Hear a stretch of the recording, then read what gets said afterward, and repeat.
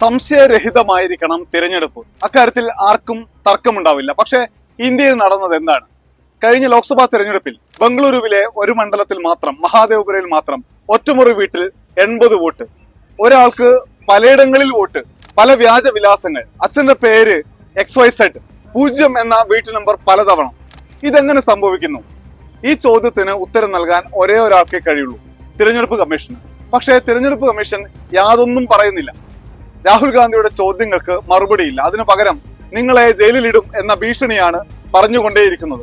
അപ്പോഴാണ് തൃശ്ശൂരിൽ നിന്ന് ചില വിവരങ്ങൾ പുറത്തു വരുന്നത്.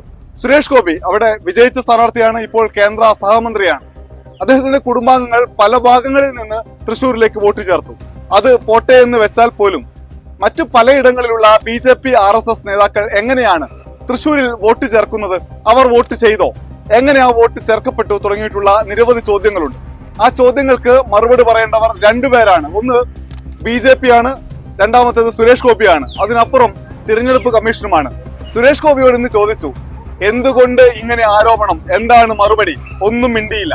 ഒന്നും മിണ്ടാതിരിക്കാനാണോ ജനങ്ങൾ തിരഞ്ഞെടുത്തത് എന്ന ചോദ്യമുണ്ട്. മറുപടി വേണം. അത് BJPയിൽ നിന്നും സുരേഷ് ഗോപിയിൽ നിന്നും ഒപ്പം തിരഞ്ഞെടുപ്പ് കമ്മീഷനിൽ നിന്നും വേണം. അതുവരെ ചോദ്യങ്ങൾ ഉയരണം. നമസ്കാരം.